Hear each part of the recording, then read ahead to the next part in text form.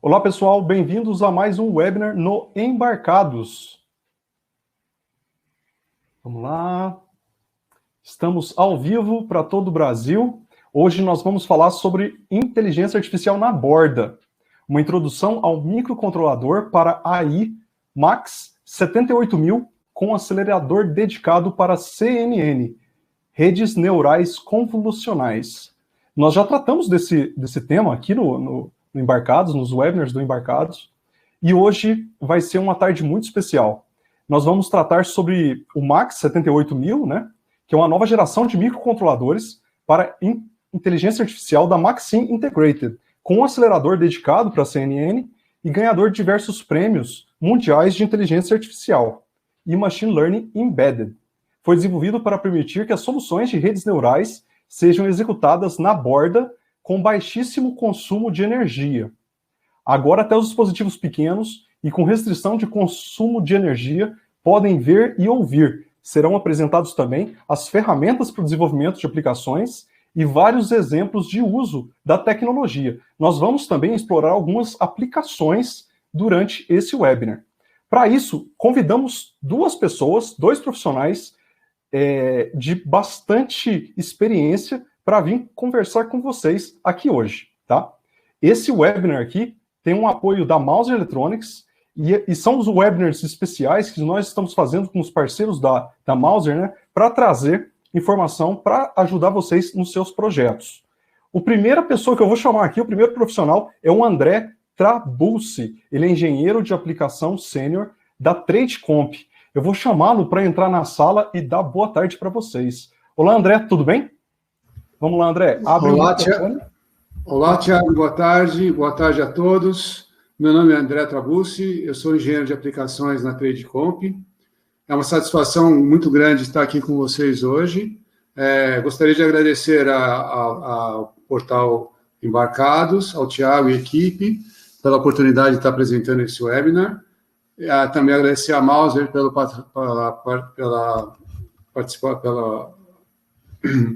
patrocínio e parceria, e agradecer também ao Kris, que é o diretor executivo da MAXIM Integrated americana, né, dos Estados Unidos. Ele é diretor executivo de micros, segurança e software da MAXIM. É uma honra tê-lo conosco aqui para apresentar esse webinar conosco. É isso aí, André. Muito obrigado. Vai ser uma ótima apresentação aí. Vamos chamar então à sala o Kris, que é diretor executivo de microcontroladores da MAXIM Integrated, né? É a quarta vez que ele vem ao Brasil. Vamos chamar ele para a sala aqui para se apresentar em inglês. Hello, Kris. How are you? Hi, Tiago. Thank you, and thank you for having me for this webinar. Thank you, Kris.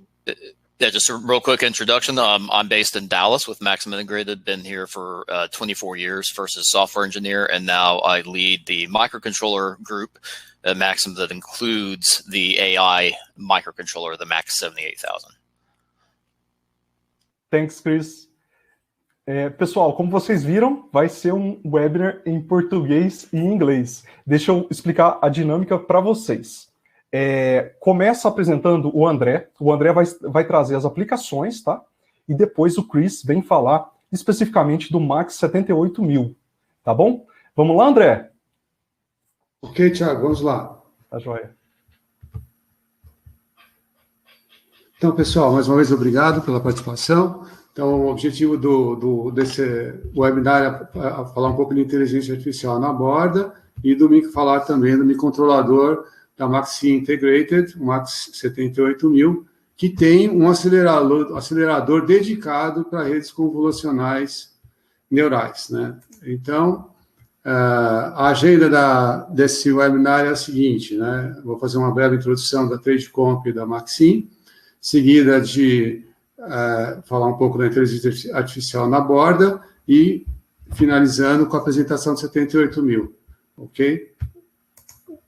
A Tradecomp é uma empresa brasileira, né, localizada em São Paulo, que tem atuação na América Latina, representa várias empresas globais de semicondutores, líderes no mercado de semicondutores, né, tem mais de 20 anos de experiência nesse mercado de componentes eletrônicos.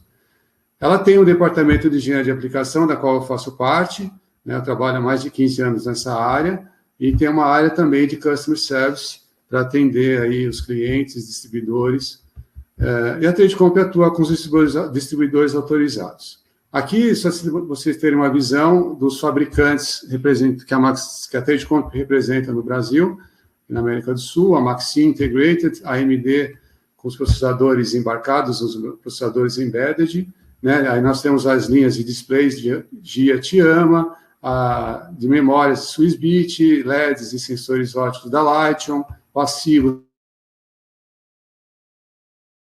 da Sumitomo, transformadores de corrente Trans e packs de baterias da National Power. Tá? A MAXIM, como o Kris comentou, é uma empresa americana, né? Tem mais de 30 anos de mercado, ela existe, foi fundada em 1983, a base dela, o escritório central está nos Estados Unidos, na Califórnia, né? E é uma empresa líder em soluções analógicas e mixed signal, né? É uma empresa bastante grande, com amplo portfólio de produtos, tá? Esse portfólio de produtos estão aí para atender os mercados automotivo, o mercado industrial, a área de saúde, wearables, né? A área de IoT, a área de micros e segurança, né? A área de clouds, data center e mobiles também. Então, uma empresa com um portfólio bastante grande, bastante interessante de produtos. Falando mais especificamente sobre computação na borda, né? O que é computação na borda, no final das contas? O Edge Computing. É, na verdade, uma evolução da nuvem, uma arquitetura, a evolução da nuvem, né? Que traz os recursos da nuvem para perto dos usuários, para perto da gente, né? Dos dispositivos finais que a gente usa. Então, na verdade, os dados são capturados, são armazenados e analisados, né, nesse momento, no local ou próximo de onde eles são gerados. Então, numa rede, quando você fala em nuvem, você tem vários dispositivos, tem os meios de comunicação com a nuvem, que são os gateways, hubs, rádios, assim por diante, e a cloud, né, que tem diversos servidores. Tá? No caso da computação na borda, o processamento, a análise dos dados também é feita nos dispositivos que estão próximos da gente ou próximos dos locais onde os dados são gerados. Tá? As vantagens da computação na borda são diminuição do tempo de resposta. Se eu estou executando atividades aqui no próprio dispositivo, sem depender da rede, meu tempo de resposta é muito maior, é muito menor, né? Desculpe. Você, com isso, reduz o tráfego de dados. Eu não preciso transportar os dados para um servidor para ser analisado para depois retornar a resposta para o dispositivo. Também aumenta a confiabilidade. Uma situação onde houver uma perda de conexão, ou um problema no servidor, ou de software, ou de hardware, você tem autonomia no dispositivo para executar e responder a tarefas e necessidades pontuais, né? Aumenta a privacidade, porque eu é reduzido o tráfego de dados, então eu exponho menos dados publicamente, tá? E o tempo de reação é maior, é muito menor, porque isso, dependendo da aplicação, é muito importante você ter respostas em real time, né? Que pode ser um fator crítico em diversas situações. Então, essas são as vantagens da computação na borda, né? Agora,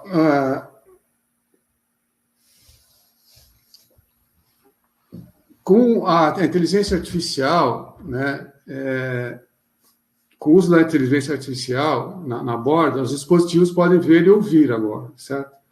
Para fazer o quê, né? Os dispositivos vão ver e ouvir para o quê? Por exemplo, para contar pessoas, identificar pessoas, né, as faces, contar veículos, objetos, plantas, né? Da mesma forma, a inteligência artificial na borda permite detectar presença, você põe uma câmera apontada para um determinado ambiente, você consegue determinar se tem a presença de alguma pessoa, algum animal, alguma outra coisa, tá? Você pode usar a inteligência artificial para avaliar a ocupação de ambientes, estacionamentos, salas de espera, transportes, assim por diante. E, da mesma forma, usar a inteligência artificial para classificar objetos, né, que são plantas, ou são automóveis, ou são alimentos enlatados, assim por diante. Então, tem diversas aplicações, tais como outras, detectar, identificar comandos por voz, assim por diante. Então, a inteligência artificial é um recurso muito poderoso, né, para reconhecimento de padrões e aprendizado, que permite os dispositivos ver, ouvir e sensoriar o mundo ao nosso redor, tá? Como é que é feita aí a utilização da inteligência artificial? Como é que eu identifico se uma figura é de um gato, tá? Por exemplo, tá? Então, aqui estou usando a inteligência para fazer visualizar alguma coisa. Eu posso usar desenvolvimento de software tradicional? É muito difícil, né? Porque quando você usa o desenvolvimento de software tradicional, você cria lá fluxograma, analisa o problema, cria fluxogramas, cria lá diversas regras de entrada e saída, para situação A, saída A, B, situação C, saída D. Então, você tem muitas regras para tratar a imagem, isso é muito complicado, porque você quer analisar uma imagem de um gato, por exemplo, você tem que buscar características dele. Por exemplo, o formato das orelhas, do focinho, dos olhos, do bigode do gato. Só que esse tipo de metodologia vai se defrontar com uma série de exceções. E se o gato estiver de costas, de lado, deitado, né? Se for um gato diferente, de cor diferente, tá? Deitado, você não vai visualizar as pernas, não vai visualizar o rabo. Então, a maneira de desenvolver software e soluções para a inteligência artificial é muito diferente. Em vez de usar esse modelo tradicional, ela se baseia no uso de bancos de dados, de imagens, chamados datasets. Então, por exemplo, se eu quero analisar se uma imagem ou uma figura é de um gato, eu vou ter que buscar ou ter um banco de dados, por exemplo, com uma estimativa de 10 mil imagens de diferentes gatos em várias posições, tá? Aí você cria um modelo, né, com um matemático, para analisar essas imagens desse banco de dados e identificar características nas 10 mil registros de gatos de imagens, buscar por características, você analisa e identifica características comuns que descrevem os gatos nas imagens. Então, a partir do momento que eu tenho um modelo criado e treinado, eu tenho como enviar uma nova imagem para o meu modelo e identificar se isso é um gato ou não. Então, a Machine Learning se baseia em datasets, né, o banco de dados, um monte de dados existentes, em modelos estatísticos, matemáticos, né, para que prevenha aí, estima uma saída, um resultado. E para você criar modelos, existem as plataformas aí muito conhecidas no mercado de inteligência artificial, como TensorFlow, PyTorch, etc., que tem uma série de funções, inúmeras funções que ajudam na criação desses modelos matemáticos e estatísticos. Tendo o dataset, tendo os modelos, o que você faz? Você cria o seu modelo e você treina o modelo. Ou seja, o modelo matemático, você imputa dados reais e vê se a resposta está adequada. Se não estiver adequada, você ajusta os parâmetros do modelo matemático que você criou até que você obtenha os resultados desejados. Então, é uma metodologia bastante diferente de desenvolvimento de software, né? Envolve, então, modelos, codificação, o treinamento do modelo matemático que você criou. A partir desse momento aqui, você manda esse modelo para o 78.000, o Kris vai explicar isso com mais detalhes para vocês, e processa dados reais, tá? Aí você pode se perguntar, mas modelos, datasets, bancos de dados, existem vários bancos de dados disponíveis no mercado que são públicos. Por exemplo, o Cipher 10 é um dataset que tem 60 mil imagens de diversas classes aqui. Aviões, automóveis, caminhões, navios, cavalos, gatos, assim por diante. Então, para cada classe, no Cipher 10, você tem 6 mil imagens por classe. E no conjunto, você teria 50 mil imagens para treinar o seu modelo e mais 10 mil para fazer testes, para ver se o seu modelo está adequado ou não, ok? E a MAXIM desenvolveu uma série de modelos aí com base nesses datasets aí públicos, com Cipher 10, 100 e outros modelos, Face ID, etc., que estão disponíveis no site da MAXIM, no link abaixo que nós vamos divulgar depois, ou você pode criar, então, o seu próprio modelo. Então, a inteligência artificial tem todos esses recursos, mas tem uma série de ferramentas e modelos disponíveis que ajudam bastante no desenvolvimento de aplicações. Tá? E para falar um pouquinho de redes neurais convolucionais, tá? O CNN, que é chamado CNN, né, é um tipo específico de rede neural, né, normalmente usado para classificar imagens. Né? Então, aqui você tem uma imagem de um gato aqui, você representa essa imagem do gato por uma matriz de dados aí de cor, como uma imagem colorida, você tem o red, o vermelho, o azul e o verde, né? E para cada pixel da imagem, você tem a intensidade da cor vermelha, do verde e do azul, tá?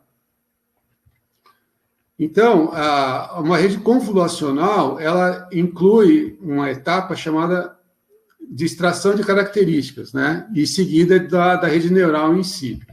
Então, essa extração de características consiste basicamente das seguintes etapas aqui, é pooling e convolução, tá? O objetivo aqui é só dar um overview para vocês. O pooling, na verdade, ele reduz as dimensões da imagem, preservando as características. Então, pega uma imagem aqui de 200 por 200 pixels aqui, transforma ela numa imagem menor, preservando as características para facilitar a análise e identificação de características. E aí usa a convolução, que é matematicamente uma operação de multiplicação, né? Você gera duas funções e para gerar uma terceira. Então, por exemplo, eu pego a imagem, aplico filtros, tá? Multiplico lá o filtro pela imagem reduzida e para identificar uma característica, por exemplo, se é um traço vertical, horizontal, desta imagem. Então, o que eu quero mostrar aqui para vocês é que a rede neural convolucional, ela requer inúmeras etapas e requer muita matemática, muita multiplicação, tá? Então, requer muitos recursos computacionais. Então, por exemplo, aqui eu estou analisando a imagem do carro, tenho a convolução, pooling, e a etapa final de classificação. Esse é um processo que exige aí milhões de aplicações. Por exemplo, para identificar uma imagem, uma face, usando 78.000,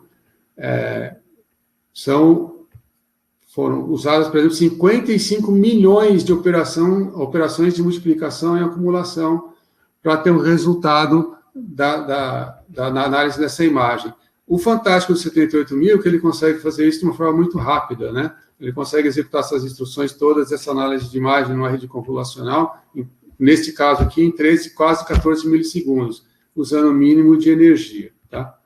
Então, o 78.000, então, é um novo microcontrolador que tem um acelerador dedicado para a rede neural convolucional integrado. Esse acelerador contém 64 processadores paralelos, né? Cada processador tem uma unidade de pooling e uma unidade de engine convolucional, tá? Com memória dedicada para pesos, e com arquitetura interna desenvolvida para esse tipo de solução de inteligência artificial embedded, sempre com baixo consumo de energia, tá? Então, isso aqui é só um breve overview, vou passar a palavra agora para o Kris. Hi, Kris, it's up to you, okay? Thank you. Hello, Kris. Thanks, Andre. Thanks, Joe. All right, well, thank you for the overview of the part, Andre. I would like to talk a little bit more about the MAX 78,000 microcontroller, also talk a little bit more about some of the tools that are available, and then go through some use cases that I find to be interesting and maybe inspire people to think more broadly about how AI at the edge can be used in their applications. So first, let me start with take a step back and think about what is happening right now. We all see AI technology empowering pretty interesting technology, things like personal assistants, like the Alexa devices, things like delivery robots, and things like self-driving cars. If we don't see those in our everyday life, we know about them, and we know that artificial intelligence is powering these types of technologies. But one thing that you'll see here all of these devices have big power budgets. They tend to be pretty expensive, and so they can really afford to have powerful processors that implement AI calculations, like you heard Andre talk about, that are very expensive. And so this AI revolution is allowing all of these machines to see and hear much more like humans. However, what we see and what we're trying to address is a big gap between big machines on the left and little machines on the right. I come from the universe of these little machines like remote controls and wearable devices and things like that. Everything you see on the left, like the car, the tractor, the server, those are all, from my point of view, unconstrained. They don't have cost budgets. They don't have power budgets. They can use big, expensive processors to implement very complex and very amazing, powerful AI computations, letting cars drive themselves or doing natural language processing and translation. But the devices on the right, they have not been able to see and hear. They aren't really able to take advantage of AI technology. Maybe beyond a simple wake word. Maybe you can say, watch, wake up. But that's really about it, because those devices don't have the size or the cost or the power to be able to recognize the face of the person in front of them, for example. And so there's a big gap. These little machines, embedded devices at the edge, are not able to take advantage of AI technology that lets them see and hear. And the reason for this, and Andre talked about this a little bit as well, is the AI computations are very, very expensive from a processing standpoint. And if you want them to happen fast, they're expensive from a power standpoint. And so the convolutional neural network is one of the workhorse neural models that really does a good job of vision, and also in many instances, audio applications too. But a network that recognizes, is the picture on the left, a car or a truck or a van, can be millions or billions of multiplications. If you want that to happen fast, it would need to happen in a very big, expensive processor, like something from something like a GPU or a big, expensive FPGA, which aren't really practical for a wearable watch or headphones or something like that. And so that's really where our new product comes in, the MAX 78,000. There's two parts to this product. The left-hand side, everything you see over here is really, and sorry for my poor box, that's really normal microcontroller things. There is a Cortex M4F that's really meant for system management. There are a lot of external interfaces like I2S, SPI, a parallel camera interface.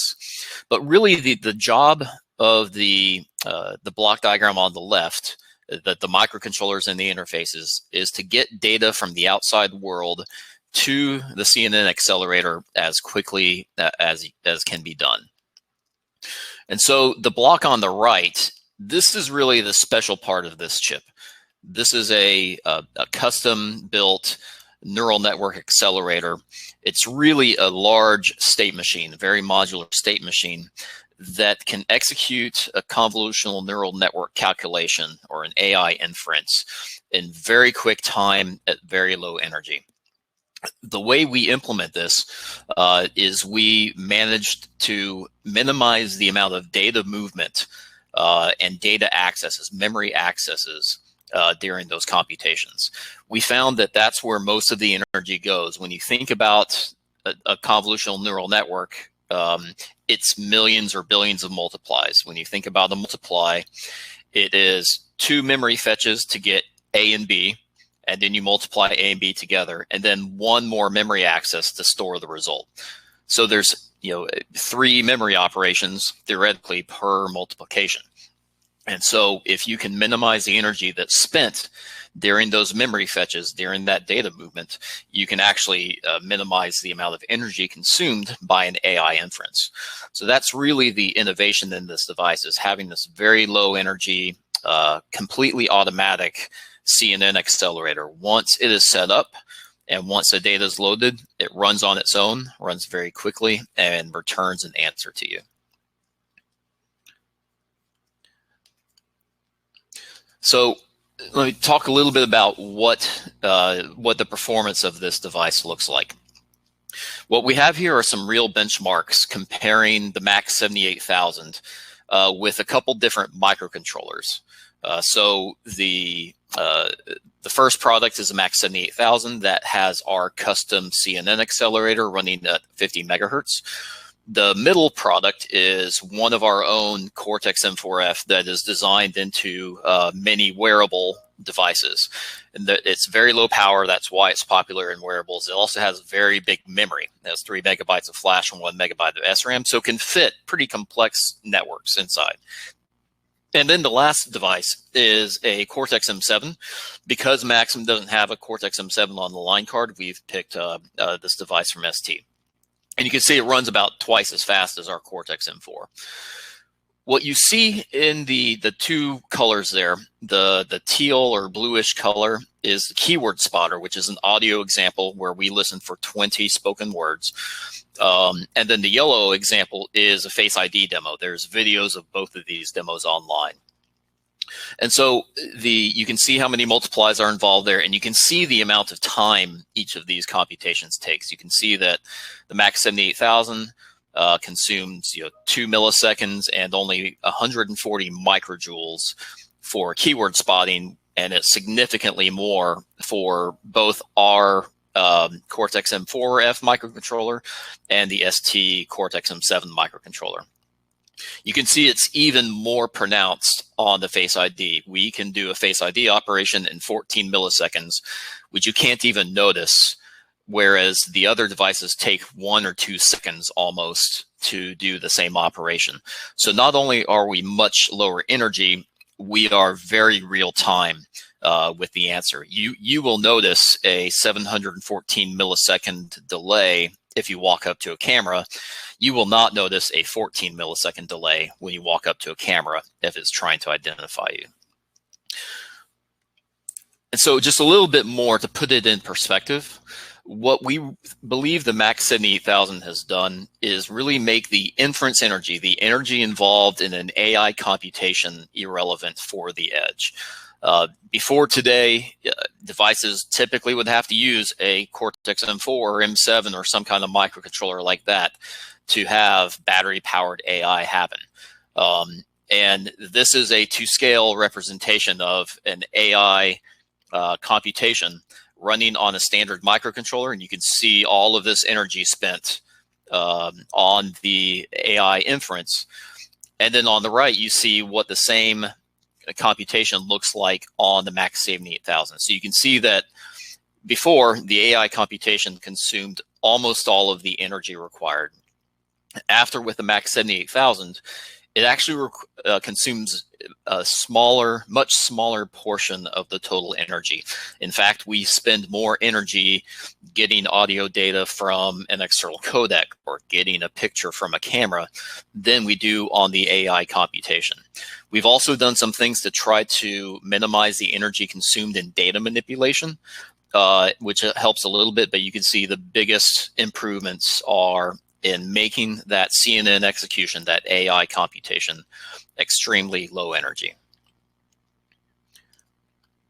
And so the last two slides are our data. And while we've done our very best to make sure that we're doing fair comparisons, I'm happy to report that you don't just need to believe me.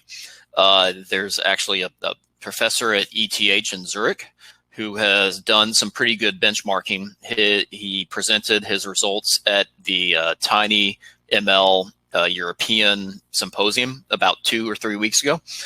And he benchmarked us against many other edge AI solutions. And if you go through the presentation, which you can find on the TinyML website, you'll see that the MAX 78,000 performed extremely well in terms of energy per inference, battery lifetime, and latency as well. There's several slides showing all these different solutions compared to each other. So not only are we very confident that this is the lowest energy AI solution for the market, we're starting to see other people really recognize it as well with their own benchmarks. So let me change a little bit here, and I'll talk a little bit about development for this device. As you might know, developing machine learning models is quite different than developing embedded software. And in fact, we see that it's generally not the same people doing those tasks. Generally, there are machine learning experts who don't really understand how to design small pieces of software to run on a microcontroller, and then there's embedded software developers who don't really understand how to develop machine learning models. And so we've built our tools to try to embrace this and understand this.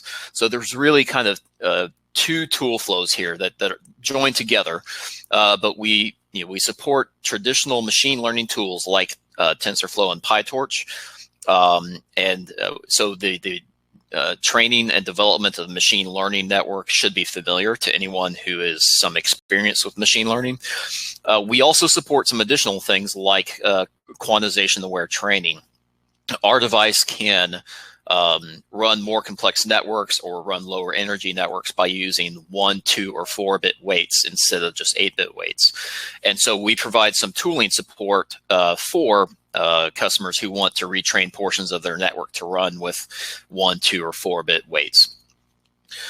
And so really the flow you see up top, other than being aware of some hardware constraints that our device has and being aware of quantization-aware training, it's really going to look like a normal machine learning development flow. Once the machine learning engineer is happy with their network, they can actually do testing on their network without ever touching our hardware. Once they're happy with their network, they will output a checkpoint or ONNX file, and we provide a synthesis tool. We call it the ISER, but it's really a synthesis tool that will take a trained network and convert it to C code. And that's really where the handoff, the transition to embedded development happens. So the embedded engineer then gets the embedded C code, which includes function calls to configure the neural network and to run some test code, input data sample. And then once they load that up, they can run the test code, make sure they get the correct answer, and then they can go about their job of getting data from a camera or getting data from an audio path or from a sensor over SPI. And then it becomes much more of a traditional embedded engineering development job. So as I mentioned, the tools on the machine learning side, PyTorch and TensorFlow. From an embedded development, we support traditional tools. Most of our development in-house is done using the Eclipse tool. And then from a hardware perspective, we have 2 platforms today, and we're close to releasing a reference design as well. And the big difference between the 2 platforms, the top device you see, which is quite a bit bigger, is the EV kit. It's a little bit more expensive. It has a nice big display that you can see here. It also has below that, this is a power monitoring circuit. And so in real time, you can monitor the energy consumption of your network on a per inference basis. And so you can do some nice benchmarking and study and comparison using this platform.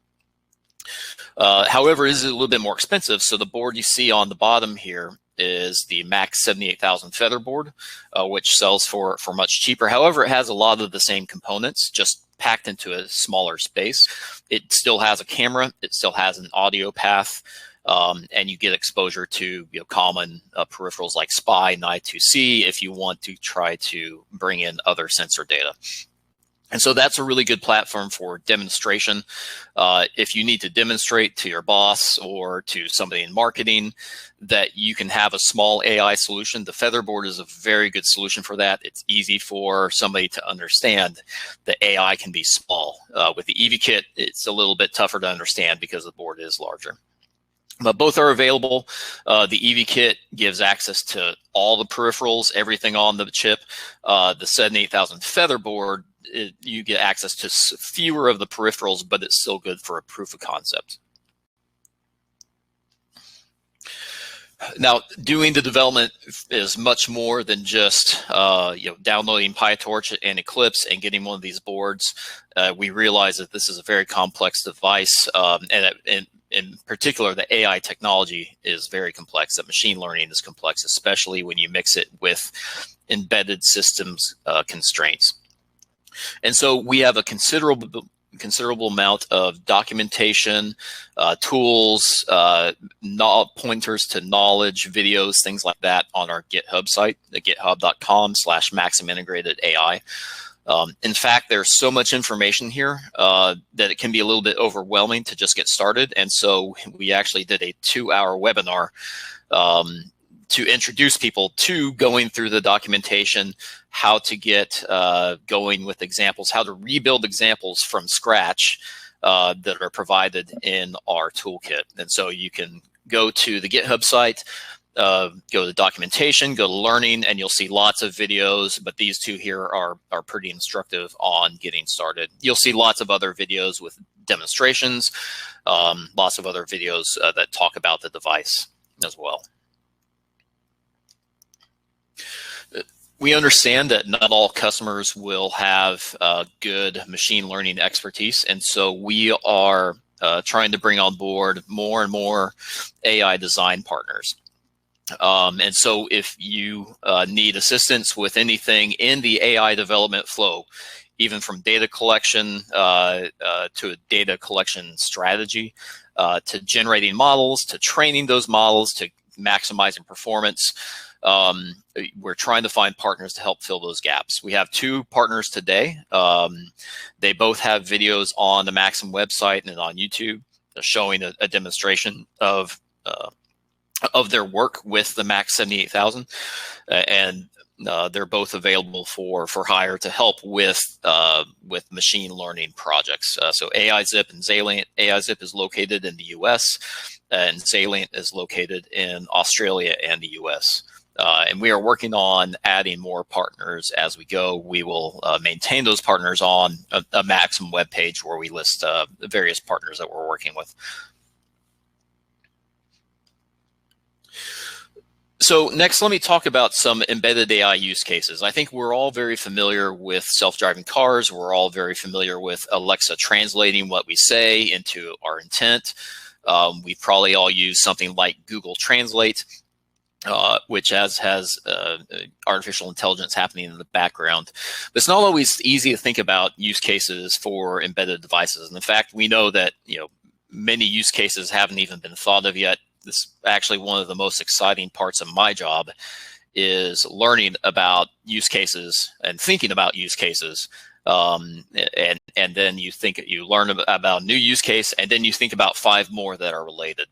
And so I'm just going to go through a few examples here in the hopes that they might inspire everyone here to think about how AI might work into their application. And so let's start with something like a presence detector. And so you can pretty easily think about what a person detector would look like. You see a picture here from one of our demos from our partner that detects that there is a person in the camera frame. And it's pretty easy to think about some of the applications like a security camera or smart crosswalk. But you can also think about other applications where by looking for a person, you're actually building a lower power system. So think about maybe an ATM or a sales kiosk with one of those big LED displays. And they can be powered off if there's nobody around them. But if a person approaches, the camera can detect that at very low power and then start to turn on the system so the system is active before the person can approach it. Sometimes those systems take a long time to boot up. You can think about the same type of application being used for smart lighting, for determining if there's somebody occupying a room. If you think about that example, you can think about a similar neural network model being trained with a different data set to implement a few different applications. So a couple examples here: an animal detector. You can think about things like trail cameras that are only activating and taking pictures when they see an interesting animal. So a lot of the time these cameras are based on motion. They will take pictures of the wind, or they'll take pictures of a mouse or something that's not very interesting. And then oftentimes they'll send those pictures over a cell phone link, which consumes a lot of power as well. And so if you can have AI to only detect the interesting animal, maybe a deer or a bear, then you'll get pictures of what you wanted to look for. You can also think about something similar for pet-related monitoring. So maybe the food bowl or the water bowl only puts food or water out when your dog approaches, and so it doesn't leave food out to get stale or water out to get stale and nasty. You can also think about something like this for pest monitoring. Maybe you're trying to figure out if mice are getting into your yard, or even some small insects or things like that. If you want to try to figure out if you have a problem with pests or pest infestation and where it's happening, you could put a camera out there that would only trigger if it sees a specific pest. Similar idea, you retrain a network with good data on vehicles. You could use something like that to monitor if there's a car in a parking space, if there's a car in front of a parking meter. You could have smarter traffic lights that know if there's a car sitting there, or even a car coming through a drive-through.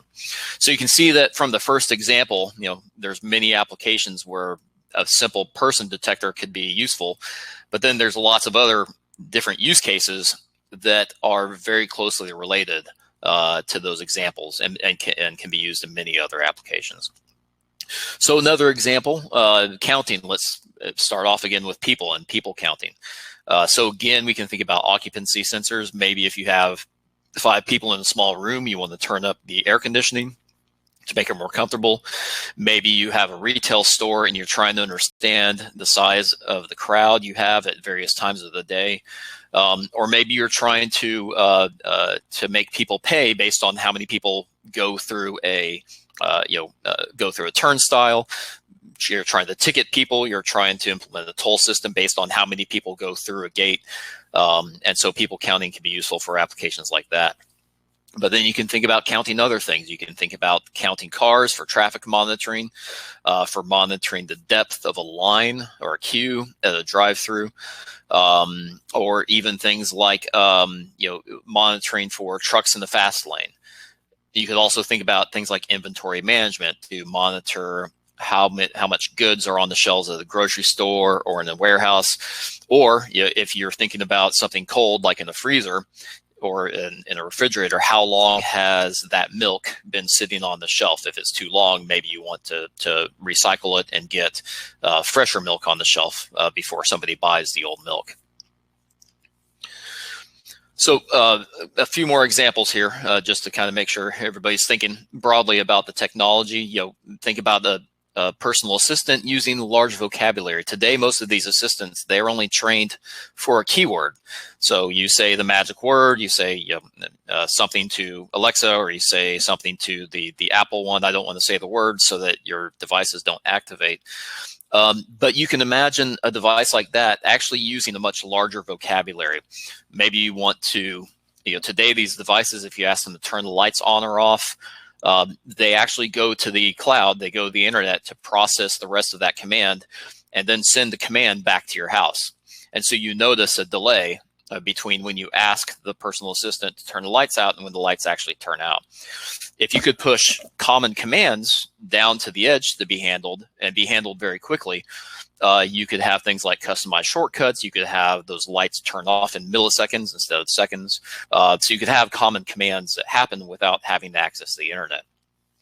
And so you think about something like that for industrial applications, maybe to control a motor or a tool, and do it hands-free. If you want to tell a piece of industrial equipment to activate the motor or to change the motor to a different setting, if you want to open or close valves or relays, and even control the motion of robots, or even tell a robot to stop if you're coming nearby. So there's a lot of applications where 20, 30, 40 words would be very useful for somebody on the warehouse floor, for example, to interact with industrial equipment. And let's think about something very different. Let's think about something very tiny, like a hearing aid or a headset or true wireless headphones. You can use spoken words and a decent vocabulary of spoken words to do configuration settings, maybe turn the volume up or down, turn it on or off, maybe do noise canceling, maybe play songs or something like that. And you can do all that all without burning all the power and going to the cloud to implement those functions. This technology can also be used for things like quality control and anomaly detection. So we're all in the electronics industry, so we're all probably pretty familiar with PCBs and looking for defects on these. Maybe we're looking for solder blobs, missing components.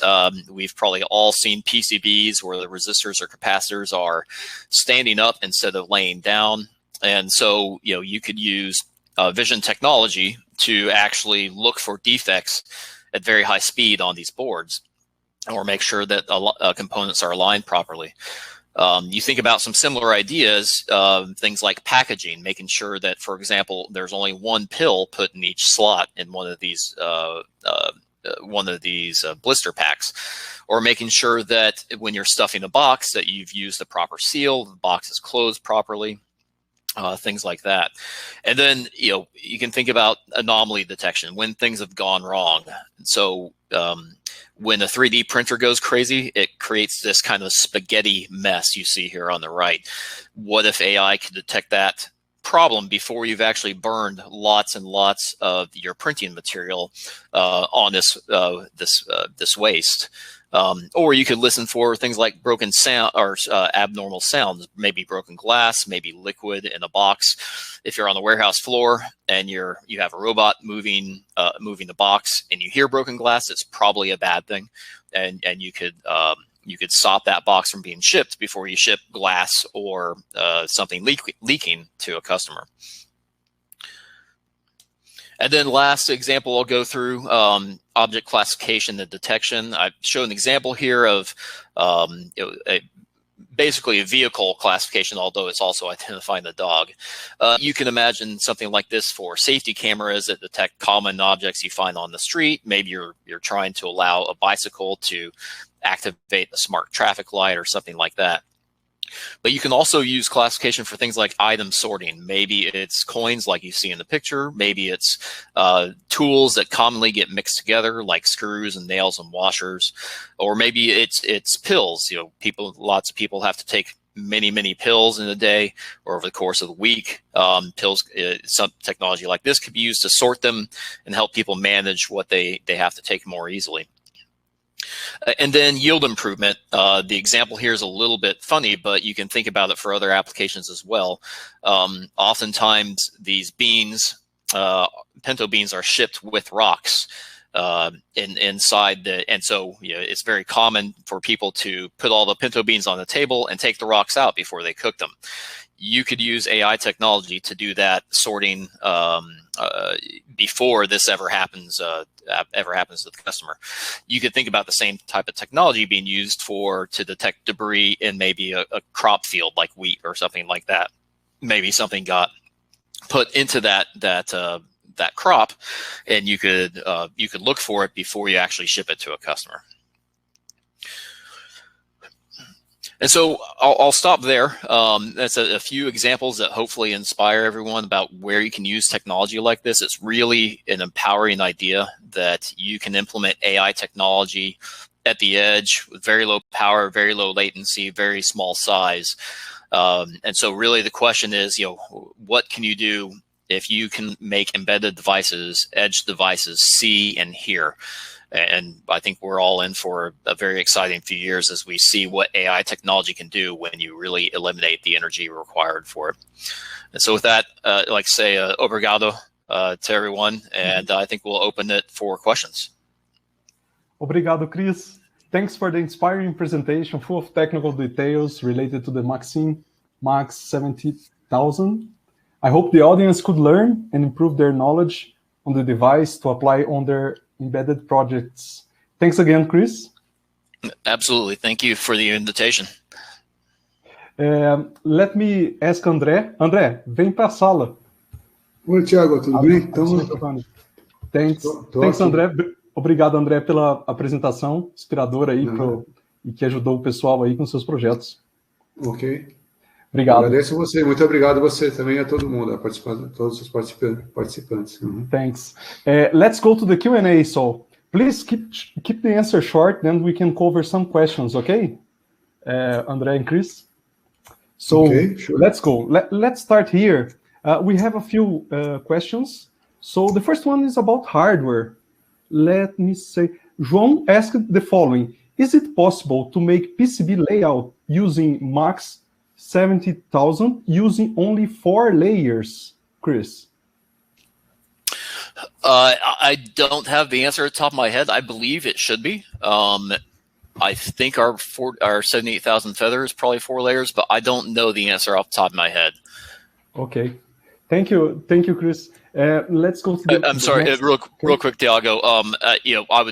I can confirm this, and we'll get the exact answer and get it back out to André at Tradecomp to get back to you. Ok, thanks. Pessoal, envie e-mail para o André, tá? O André deixou o e-mail dele aqui. A gente vai compartilhar novamente o e-mail do André. Qualquer pergunta que vocês quiserem fazer para o André ou para o Kris, mandem em português ou em inglês também depois desse webinar que eles vão responder, ok? Sim, com certeza. Let's go to the other question here. The other question is about dev kits, the evaluation kits. So André just sent some links on the here on the chat on the evaluation boards that are available on Mouse Electronics. So people are asking about what are the evaluation kits and prices, and is it difficult to buy in Brazil, and about the how do I say lead time to send the kits to Brazil. So do you have any problems related to lead time also? So I think Andre will probably need to answer difficulty of getting to Brazil. Our kits are available through catalog distributors like Mouser, but the lead times right now for kits, it shouldn't be very bad. We should have stock on everything at catalog distribution, and so we're not having. On this particular product and the kits, we're not having horrible lead time issues. Okay. Hopefully that stays. Hopefully we don't run into lead time issues from other companies' components that go on to our kits. But right now, no issues. Mm-hmm. Ok. André? Sim, então eu comentei, os Evaluation Boards são 2 modelos disponíveis hoje, né? Tem o Evaluation Kit, que tem displays e uma placa mais completa, um Evaluation Board mais completo, e tem as Feather Boards. Como o Kris comentou, um Feather Board é uma placa menor, um padrão Feather, mas também já inclui a câmera, tem o microfone, tem todas as características principais, exceto os displays. Né, principalmente, essa é a diferença. Elas estão disponíveis, aí, como o Kris falou, na Mouse e também nos distribuidores de catálogo, nos próprios sites da MAXIM. Obrigado, thanks. Another question here. Does the EV boards and feeder boards, they have Linux support? I'll answer 2 questions because I'm not sure which the question means. If they mean Linux running on the microcontroller, yes. No, because a Cortex M4 microcontroller can't run Linux. It doesn't have the memory, the memory unit to control Linux like a Cortex A does. If the question is more about the development side of things, so the machine learning tools, actually, we only officially support Linux for the machine learning development side of things. And on the embedded development, while we typically support Windows and Apple operating systems for the embedded side, like for Eclipse, we do have people who have gotten Eclipse up and running on Linux as well. Thanks, Kris. Another question from Giovanni. Is there any AI course for microcontroller? Kris, you shared a link of MAXIM website with resources, right? Yeah, and so we don't have an official course yet. We're actually trying to work with universities on things like that, but we've listed if you recall the GitHub, if you go to the documentation, there's actually some outside learning as well, where we've linked to books and coursework and things like that we found interesting and instructive. And so I think that's the best thing we can point you to right now.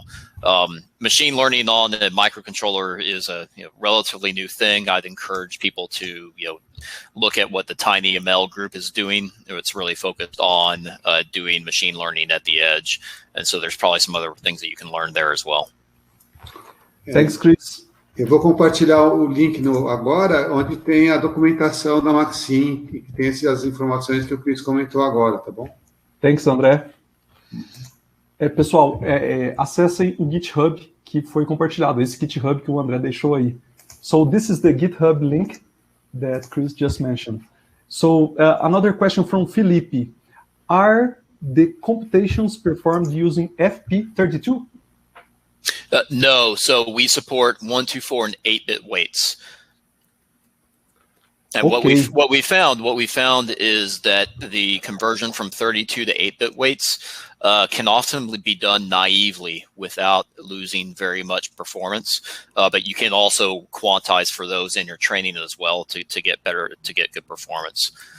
That's actually one of the areas where we save energy as well and can build more complex networks using the weight memory we have on board. Okay. Kris, João asked the following question. What about the current consumption in run mode and sleep mode?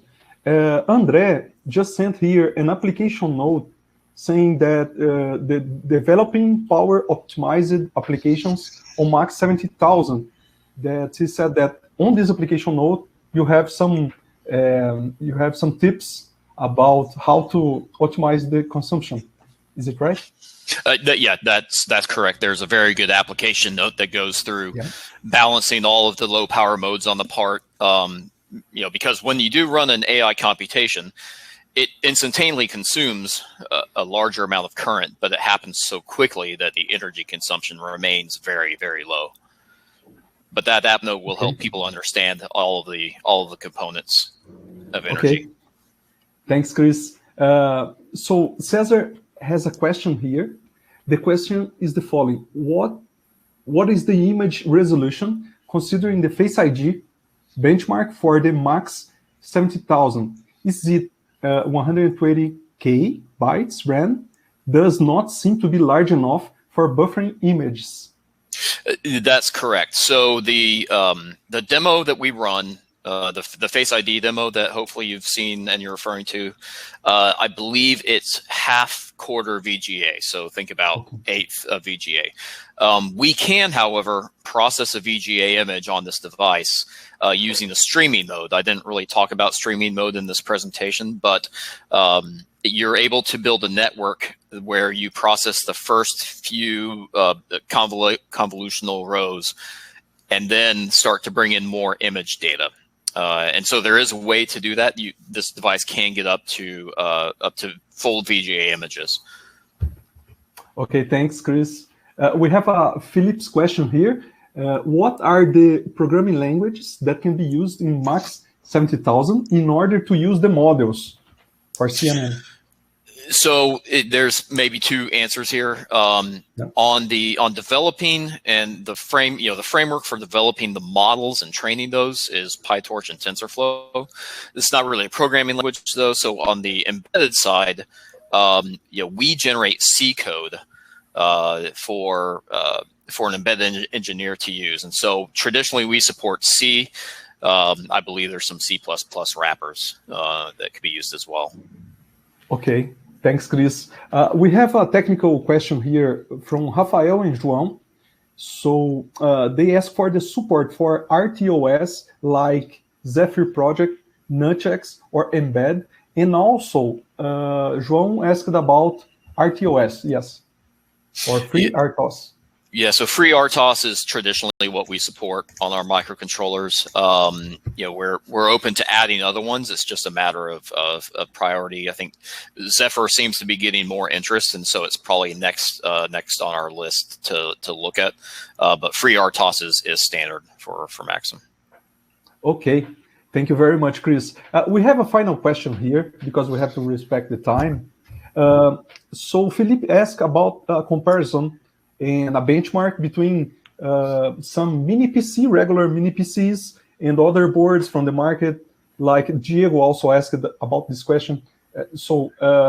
Is there a comparison between NVIDIA Jetson and your processor or other dev boards or regular mini PC on the market? So no comparisons between like a mini PC or especially an NVIDIA Jetson. And the reason is doing a comparison between us and NVIDIA is like doing a comparison between a 8-bit microcontroller and the latest Intel processor. They're really meant for very different things. And so, what we've tried to focus on comparisons for is, other microcontrollers, other edge AI solutions. And so the presentation that I showed here has comparison to other microcontroller cores.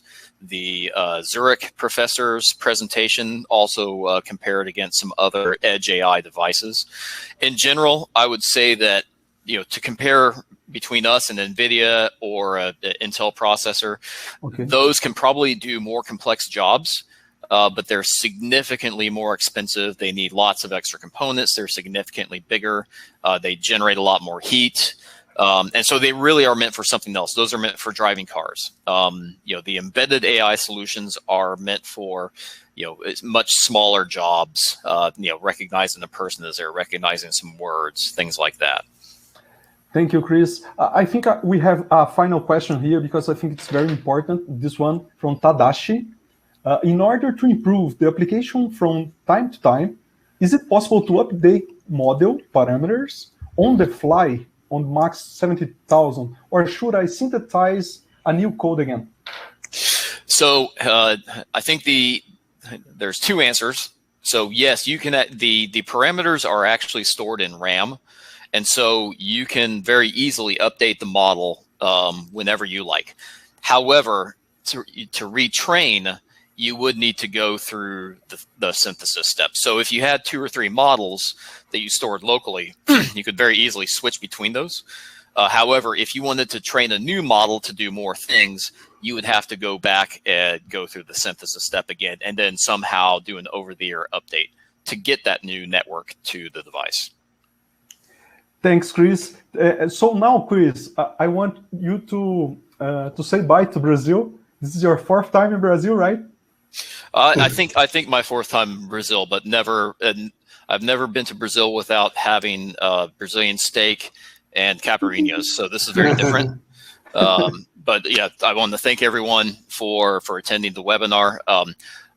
Tiago, if you can send these questions that did not go answered, I'll be very happy to get answers back to you and to Andre so that you can supply the answers to everyone. But thank you everyone for your attention, and I'm looking forward to working with Brazil on this exciting new technology. Thank you very much, Kris. André, então as suas considerações finais.